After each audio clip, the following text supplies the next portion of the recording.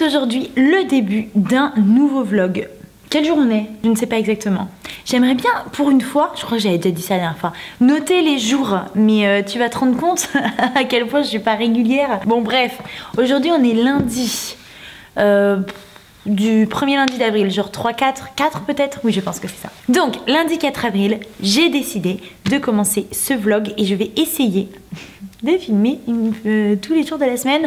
Lol, ça fait 1000 ans que j'ai pas allumé ma caméra. Peut-être que toi t'as une vidéo genre là il y a pas longtemps, mais parce que ça veut dire que je l'aurais filmé soit aujourd'hui soit demain et que je l'aurais posté avant la fin de ce vlog. C'est possible. Sinon avant ça il y a une petite période sans vidéo. Écoute, voilà, je te l'ai dit sur Insta, hein, si tu me suis, je suis, voilà, tout me déprime un petit peu en ce moment, tu peux bien le comprendre. Et j'avais pas envie de venir sur cette chaîne et que mon mal-être, mon malaise aussi par rapport au monde dans son ensemble et à moi aussi mes petits tracas si on met un zoom. Je sais qu'il y en a plein qui viennent ici pour se détendre et régulièrement dans les commentaires vous me dites des trucs genre t'es hyper rigolote, je me suis trop marrée. Bienvenue sur ma chaîne d'humour. Et donc du coup bon voilà, j'ai bien compris que tu voulais pas... T'avais pas forcément envie de me voir au fond du seau. Je le comprends. Je n'ai moi-même pas envie de me voir au fond du seau. Bref, oh là là, tout ça pour dire que... pour rien dire en fait. Je commence ce vlog parce que j'ai un truc à dire. Voilà, c'est souvent ça qui me donne envie d'ouvrir un vlog, c'est que j'ai un truc à dire qui a un rapport avec les livres, mais qui ne se fout pas dans un point lecture. Et comme je suis extrêmement peu inventive en termes de contenu, eh ben j'ai que le vlog pour faire ça. D'ailleurs, si tu as envie de voir des contenus spécifiques, que certainement je ne ferai jamais, mais quand même j'écouterai ta proposition. Et peut-être qu'un jour ça germera dans ma tête. N'hésite pas. Les commentaires sont ouverts. Ah, je ris parce que qui invite les gens à faire des commentaires qui, au final, c'est dit, c'est précisé, ne serviront pas? Je suis vraiment une personne odieuse, au final. Non, crois-moi, c'est pas que je suis odieuse, c'est juste que je suis hyper désorganisée et un poil flemmarde aussi. Ça, faut qu'on en parle un jour, de la flemme. Qui ne veut pas du tout, à mon avis, dire feignante. Pour moi, c'est vraiment deux trucs extrêmement différents. Je suis flemmarde et un jour, je t'en parlerai parce que quand même... Des fois, c'est assez ridicule. Bon, bref, j'ai commencé à te dire que je venais ici parce que j'avais un truc à dire et je pars déjà dans tous les sens. Ça fait 5 minutes que je filme. J'aurais coupé ça, hein, parce qu'il n'y a pas moyen que ça reste comme ça. Je suis allée ce week-end, juste hier en fait. Ah, donc oui, on est bien le 4 avril, parce qu'hier on était le 3 avril. Hier, dimanche 3 avril, je suis allée au Salon du Livre de Montaigu, le printemps du livre. C'était... Excusez-moi, je ne sais pas si vous avez entendu, mais il y a le coq qui chante. Je suis allée au printemps du livre carrément à côté de mes pompes parce que j'avais travaillé la nuit précédente. J'ai dormi 2 heures et je suis allée au salon. Je suis pas restée très longtemps, hein, tu le comprendras parce que j'étais vraiment au bout de ma life. Mais évidemment, je t'ai tourné plein de petits clips mignons que je vais monter et mettre une jolie musique pour te distraire et parce que j'ai pensé à toi pendant ce moment. Je rigole, bien évidemment. Si tu m'as cru ne serait-ce qu'une seconde, pour le coup, mets un commentaire en disant je t'ai cru, parce que franchement là c'était évident que je n'ai absolument pas pensé une seule seconde à faire des vidéos et en plus de ça même si j'y avais pensé je l'aurais pas fait, donc je n'ai fait aucune vidéo, je n'ai rien fait, j'ai juste profité de mon moment. En plus j'étais avec mon mec, très bien, et je suis allée voir les auteurs. Il y a plusieurs personnes que je voulais voir. Déjà j'avais emmené 4 livres perso, mais il y en a un je l'ai rangé parce que en fait la personne était déjà partie quand je suis arrivée, parce que je suis arrivée trop tard. Mais c'est pas grave parce que enfin, c'était l'occasion d'emmener mon livre, mais je n'ai pas tant que ça. Par contre, il y avait Pete Fromm.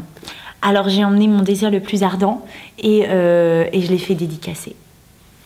Je n'ai évidemment absolument pas communiqué avec cette personne, soyons honnêtes, parce qu'il est américain et que je ne parle pas bien anglais et que j'ai la honte. Et en plus, j'étais un peu impressionnée. Mais il y avait quand même une personne qui était là, traductrice, qui notait ton prénom pour que dans la dédicace il se plante pas, tu vois, et que tu te retrouves pas avec une dédicace genre pour Suzy alors que tu t'appelles Lucie et même si elle a signé ton livre t'es un peu deg, tu vois.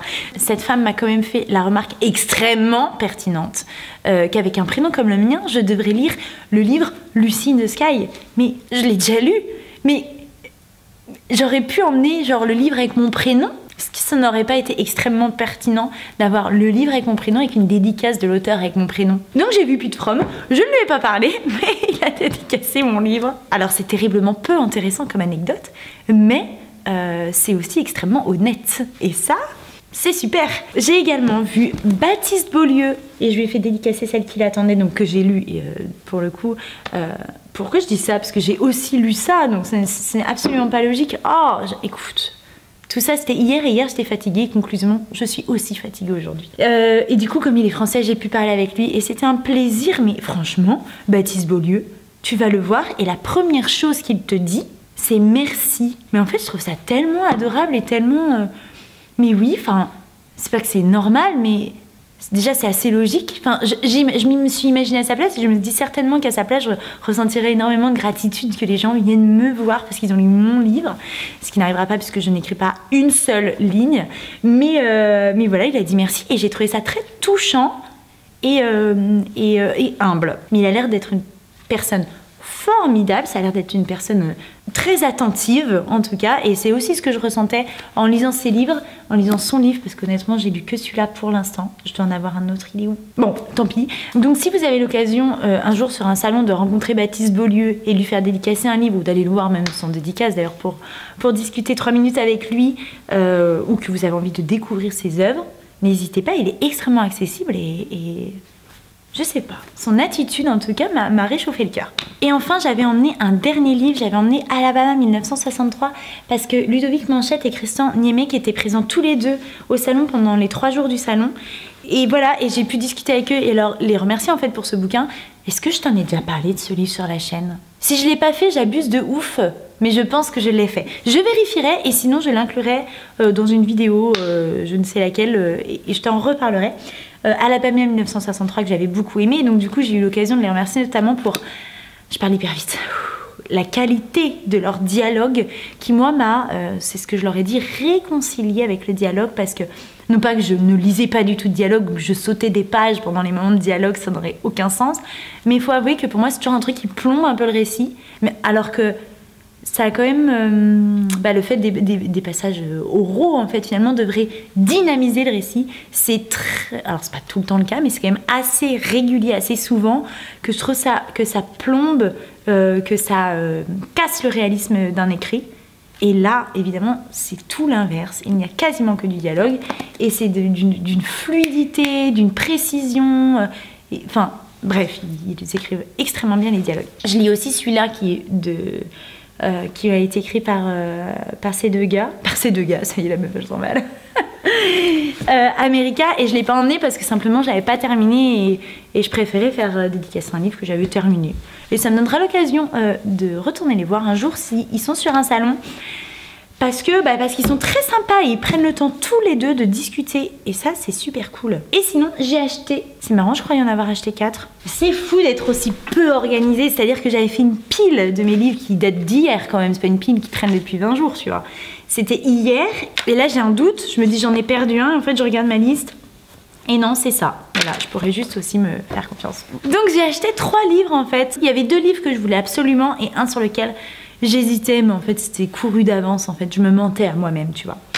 Le premier que je voulais absolument, c'était défaire le discours sexiste dans les médias de Rose Lamy qui tient le compte Préparez-vous sur la bagarre sur Instagram. Préparez-vous pour la bagarre.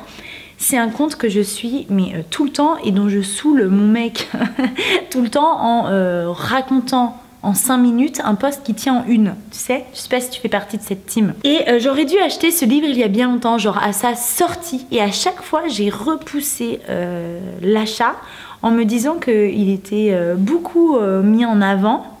Alors c'est peut-être juste parce que je suis des gens qui me ressemblent et qui s'intéressent à ce genre d'écrit, mais bon bref, et que je le trouverai toujours en fait, je le trouverai toujours facilement. Et quand je vais en librairie ou quoi, je vais toujours chercher les livres que j'ai un peu plus de mal à trouver. Et comme je ne suis pas du genre à repartir avec 10 livres dans mon panier parce que j'ai pas le budget, tout simplement. Je fais attention à mon budget, donc voilà. Et je me dis toujours, oh lui, la prochaine fois que j'irai en librairie, il sera là. Donc je suis allée la voir, on a parlé un petit peu de son travail, j'avais 1 ou 2 questions. Enfin, en fait, la question principale, c'est que quand je lis son travail, qui est absolument colossal, où elle relève, elle prend les articles, elle les décrypte, elle dit ça, c'est pas comme ça qu'on dit nan. C'est-à-dire qu'elle est plongée, je me dis tous les jours, cette fille, au cœur du sexisme. Alors on est tous plongés tous les jours au cœur du sexisme, puisque notre société est comme ça, tu le sais, je le sais, ok, c'est pas ce que je voulais dire. Je veux dire, elle s'y intéresse et tu vois, elle surligne tous les jours du sexisme. Et je sais pas comment on fait pour avoir les épaules pour porter ça. Donc bref, on a parlé de ça. Et en fait, pour résumer très rapidement ce qu'elle m'a dit, c'est que de ce compte, elle en retire beaucoup plus de positif, finalement, à travers les retours et de ça, que de négatif. Et elle a l'impression que le monde avance, que le monde évolue et qu'il faut voilà, faire partie de cet engagement, de cet élan vers l'avant. Très belle force de personnalité que je sais que j'aurai jamais. Bon bref, j'ai acheté ça. Pourquoi je parle pendant 1000 ans? J'ai pris Pourquoi pas la vie de Colline Pierret. Alors celui-là, c'était évident que j'allais l'acheter, mais c'était évident que depuis très peu de temps, puisque je l'ai découvert à travers le compte de Flow & Books. Mais en fait, arrêtez de regarder ma chaîne. Coupez cette vidéo, désabonnez-vous et allez regarder le compte de Flow & Books. Je suis insupportable. Je raconte quoi? Je présente la même chose. Non, je déconne, restez s'il vous plaît, ça me ferait vachement plaisir. Mais bon, bref, je l'ai une fois de plus découvert sur ce compte. En fait, mon compte, c'est un résumé hyper brouillon des 2 super comptes hyper précis de Flow & Books et des chroniques du hérisson. Welcome. Donc, j'ai acheté ce livre. Déjà, excusez-moi, mais moi, toutes ces couleurs-là... Oh, ben merci l'iconoclaste. Enfin, vraiment, merci. J'adore. Je pense qu'il va rester comme ça dans ma bibliothèque. Je ne vais pas le ranger avec ses copains l'iconoclaste. Je vais le mettre comme ça parce que j'adore. Et pourtant, je suis pas du genre à en faire des caisses sur les couvertures. Flow & Books en a parlé sur les réseaux sociaux, dans ses vlogs, et en fait un post sur son Instagram. Et convaincue en fait finalement. Et on y parle de la poétesse Sylvia Plath. Comment on dit? Plath? Sylvia Plath. Sylvia Plath. Sylvia Plath. Dont je n'ai jamais rien lu.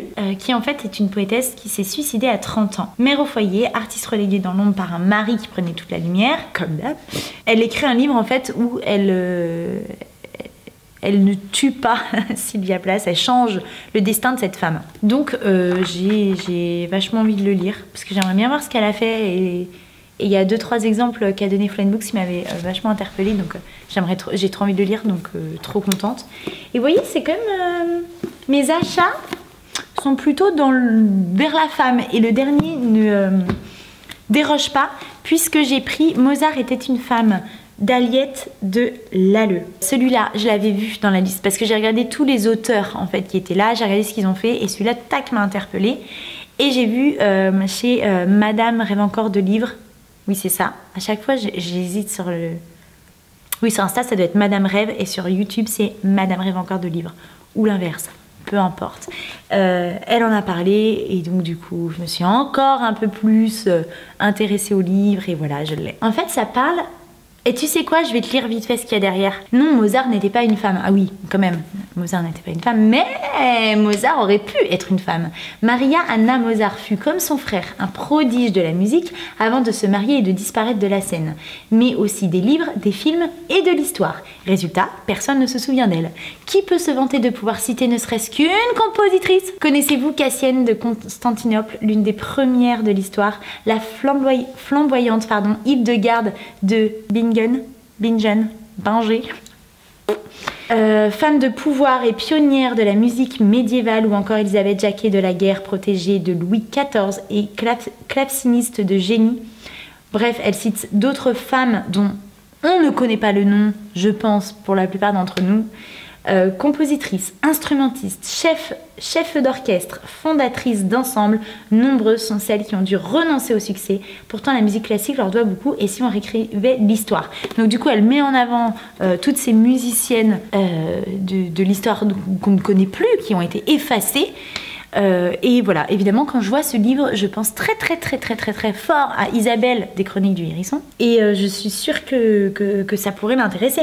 Histoire de la musique classique au féminin. Bah oui, voilà. Donc ça, comme j'ai dit en passant devant le stand à mon mec, je pense qu'il me faut ce livre pour ranger dans ma bibliothèque féministe. Et l'actrice a dit, je pense qu'il se rangerait effectivement très bien dans une bibliothèque féministe. Donc je l'ai pris, et c'est d'ailleurs noté, je crois, sur la dédicace. Tout à fait. Je pense pas qu'il faut être spécialiste de l'histoire de la musique. J'ai quand même 2-3 notions des grandes périodes du baroque, du classique, du romantisme qu'il y avait dedans en gros. Mais je pense pas que ça soit utile pour lire ça, parce que je pense que c'est un plus, c'est une plus-value. Tout l'intérêt est de découvrir ces femmes et je sais pas, voilà, si juste on découvre, si... Enfin bon bref, je vais voir et je pense que je t'en reparlerai. Ça a l'air assez aéré, les chapitres courts, je sais pas trop comment c'est rangé. Ah oui, il y a des playlists aussi. Alors elle m'a pas dit, c'est marrant, des playlists à écouter pendant la lecture et je l'en remercie parce que tu peux le faire si tu veux, hein, mais moi je ne peux pas écouter de musique en faisant autre chose. Parce que quand j'écoute de la musique, j'écoute de la musique. Et je n'arrive pas à faire une autre activité, encore moins lire, qui me demande toute ma place dans le cerveau. À la rigueur, une activité genre faire le ménage ou quoi, pourquoi pas. Mais je ne le fais jamais. Donc il y a dedans des playlists avec justement des femmes. Alors je sais pas si c'est trouvable facilement ou quoi ou qu'est-ce, mais je vais m'intéresser à ça, à chaque chapitre en fait. Oh là là, j'ai parlé hyper longtemps, ça se trouve ça fait le temps d'une vidéo parce que tu sais j'aime pas les vidéos trop longues. Je reviendrai, je voulais te parler aussi des lectures que je fais en ce moment, mais je viendrai le faire demain parce que d'ici là j'en serai toujours au même point certainement. Donc à demain pour que je te parle de mes lectures en cours. Et on est mardi avec une tête du dimanche et je viens aujourd'hui simplement te parler de mes lectures en cours. Je fais n'importe quoi, j'en ai 4. Donc le premier qui est en cours, aïe achevez-moi. Donc le premier c'est America de Ludovic Manchette et Christian Niemek. Je t'en ai parlé hier, je t'ai dit que je les avais rencontrés gna gna gna gna gna. On est à Philadelphie en juillet 1973 et il y a Amy qui décide d'aller chercher sa grande sœur qui n'a pas donné de nouvelles depuis 1 an et qui était partie pour Los Angeles. Donc elle décide comme ça de quitter sa famille qui ma foi est un peu dysfonctionnelle, hein, il faut le dire, et de se barrer toute seule et de traverser les États-Unis en stop. Donc j'ai lu, j'en suis où? À 110 pages. Je sais pas sur combien, 300. Je fais donc un tiers du livre. Je fais un tiers du livre et j'avance tranquillement. Pourtant ça se lit à une vitesse incroyable parce que c'est hyper fluide et frais comme écriture. Mais je m'inquiète tellement pour cette petite Amy quand même qui a 14 piges et qui traverse tous les États-Unis toute seule. Enfin, bref, je m'inquiète tellement des rencontres qu'elle va faire que j'y vais tranquillement parce que c'est beaucoup d'émotions pour moi. Mais je prends grand plaisir à lire ce bouquin et je viens t'en parler, je pense, d'ici la fin de ce vlog, je l'aurai terminé. Donc je viendrai te redire. Je lis également Le Coup de la virilité de Lucie Peytavin et du coup là, pareil, j'ai bientôt fini. Pour le coup, je suis bien aux 2 tiers. C'est pas exactement ce à quoi je m'attendais. En fait, c'est un essai sur, c'est écrit combien coûte vraiment en argent, en euros, les comportements qui sont associés à la virilité, c'est-à-dire ces comportements asociaux d'hommes qui représentent une énorme majorité des comportements violents dans la société, que ce soit envers d'autres gens, de destruction de biens, tout ça. Et donc du coup, coucou ma chérie, c'était bien la sieste? Oui. Ah oui. Oh. Alors, je ne sais absolument pas où j'en étais car j'ai été coupée en plein milieu d'une phrase et je ne me souviens pas du début de la phrase puisque c'était il y a plusieurs heures, évidemment. Déjà, j'ai du mal à me souvenir du début de ma phrase à la fin de mes phrases quand je ne suis pas coupée. Alors là, avec plusieurs heures et plusieurs activités entre deux, je ne sais plus. Toujours est-il que je me souviens que je vous présentais... Oui, je pourrais regarder les rushs. Bon. Et oui, je pourrais recommencer cette séquence depuis le début et vous représenter mes lectures depuis le début, mais j'ai pas trop envie de me répéter, j'aime pas trop, donc voilà.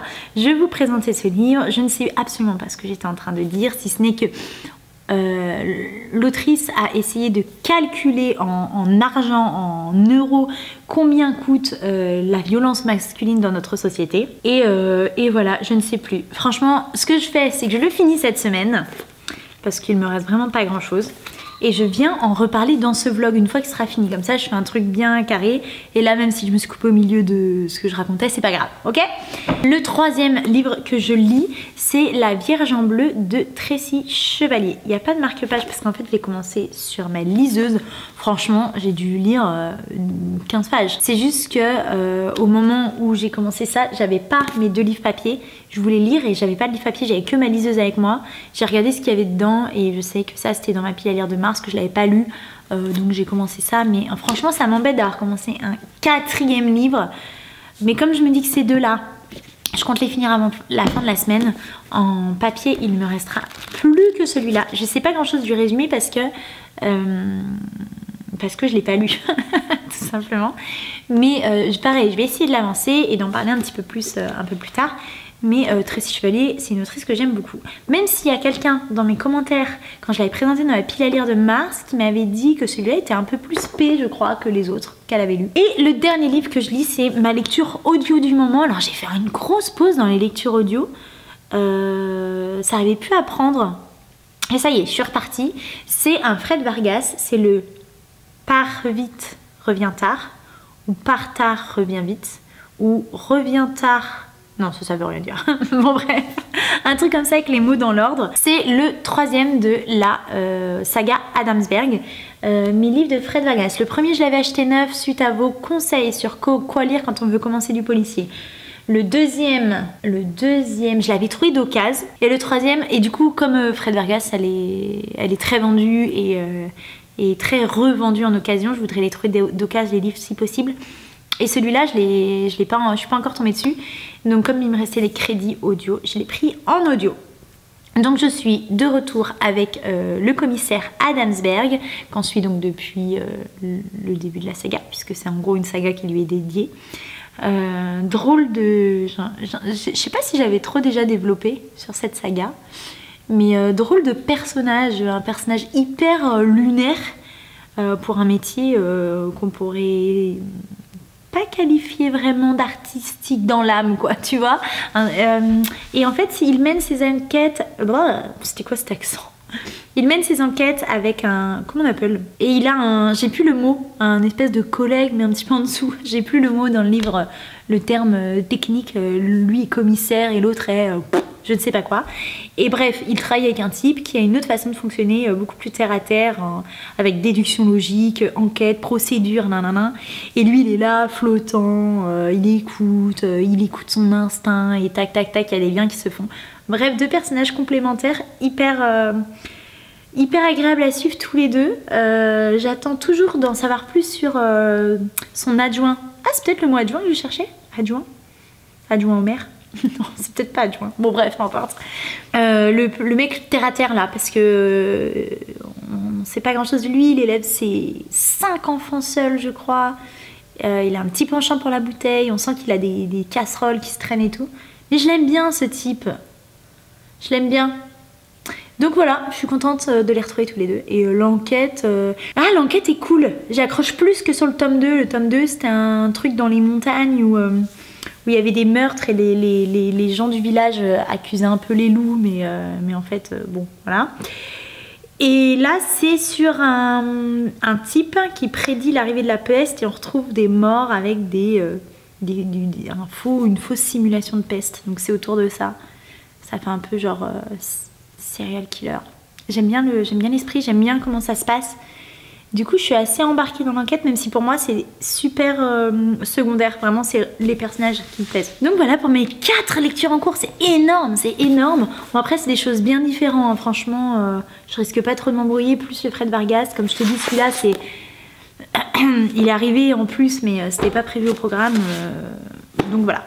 Là, je vais essayer de me concentrer ce soir sur ces deux-là. Bon, celui-là, il me reste tout ça à lire, donc je vais pas non plus le finir ce soir. Celui-là, il y a peut-être moyen, bien que je le lis petit bout par petit bout, parce qu'il y a beaucoup de chiffres et tout. Et j'essaye d'emmagasiner des infos, mais franchement, je pense que demain... Ah bah non. Ah non, il reste pas grand-chose, parce qu'il y a énormément de pages, tout ça. C'est des sources, et en même temps, tant mieux, hein, j'ai envie de dire... très bien. Donc en fait finalement il me reste 30 pages en fait. Je finis celui-là ce soir, je finis celui-là dans la semaine et j'essaye d'avancer celui-là. Ok, alors c'est la grosse honte, j'étais bien partie hein, mais ça fait 1 mois que j'ai laissé le vlog en plan. Donc je viens juste faire une petite dernière séquence pour conclure tout ça. Je ne savais plus où j'en étais donc j'ai quand même regardé le montage que j'avais fait et tout. J'étais terriblement bien dans les timings mais... les élections, on est tous tombés malades, on a réattrapé ce fichu virus dont on en a ras la casquette une deuxième fois, donc bon voilà, tout ça, ça m'a pris du temps et j'avoue que j'avais perdu le fil un peu du vlog, donc j'ai re-regardé le montage que j'avais fait. Je ne vais pas te faire un point lecture de America, que évidemment j'ai terminé hein, depuis le temps, parce que ben, je te dis ça va être un peu décousu, juste... Je te donne mon avis final rapidement sur le coup de la virilité de Lucille Peytavin. Donc comme je t'ai dit, il y a quelques secondes pour toi et quelques semaines pour moi. On y trouve ici un calcul de l'argent que les hommes font dépenser à l'État avec leurs comportements violents et dits asociaux. Globalement, j'ai trouvé ça intéressant. Je veux dire, c'est assez faramineux comme chiffre. Ça te remet bien encore en tête comment est construite la société. J'ai bien aimé aussi le fait que ça ne pointe pas du doigt tous les hommes en disant vous êtes des gros nazes, mais bien il y a un problème dans cette société, c'est vraiment le message général. Et voilà, donc la première partie du livre en effet cherche à déconstruire un petit peu les phrases qu'on pourrait entendre direct. Oui, mais les femmes sont plus sensibles, les hommes ont plus de testostérone, enfin bref, tout ça, toute la première partie sert à bien mettre les choses au clair pour qu'on parte sur la même base et qu'on arrête de dire ce genre de conneries. Et la deuxième partie, c'est sur les chiffres, les calculs. Donc il y a beaucoup, je sais pas si tu vas voir parce que c'est terrible la lumière, machin, le focus, des calculs comme ça. Et moi ça, évidemment, je lisais pas le calcul en détail. Je lisais de quoi on parlait. Donc là on parle de quoi? On parle des coups et des violences volontaires, donc où est-ce qu'elle prend les chiffres, combien de pourcents ça représente hommes-femmes, combien il y a de blessés graves, d'autres victimes blessés légers. Elle fait son calcul et elle en tire des chiffres énormes, mais c'est intéressant pour une fois de plus se rendre compte, hein. C'est encore une petite baffe dans la gueule en mode on en est vraiment là, qu'est-ce qu'on fait maintenant? Voilà, mais après c'est vrai que les calculs je les ai lus en diagonale. Et en même temps, c'était indispensable qu'elle les mette pour asseoir son propos, pour la crédibilité, pour tout ça. Donc ça, c'était évidemment, vraiment, vous ne pouvez pas ne pas les mettre, je pense, dans le livre. Et à la fois un poil répétitif, mais bon, en même temps, elle n'est pas là pour nous divertir, elle est là pour nous donner des chiffres. Donc c'est ce qu'elle fait. Donc je suis contente d'avoir ces petites données en tête. Bien sûr, je n'ai pas du tout mémorisé par cœur, mais ça vient une fois de plus remplir ma vision du monde, une vision pas très fun, hein, soyons clairs, mais je pense qu'il faut passer par là pour pouvoir avancer dans le bon sens. Et voilà, je pense que pour ce vlog, ça va s'arrêter là parce que moi vraiment j'ai l'impression de faire une espèce d'appendice comme ça au bout d'un vlog que j'ai complètement oublié et jamais publié. Enfin bon bref, je poste quand même ce vlog parce qu'il est fait, il est monté. Enfin ça serait dommage de pas le mettre même s'il a un mois, au final ça change pas grand chose. Et je pense que j'ai aussi un point lecture qui est pas monté par contre, qui est filmé.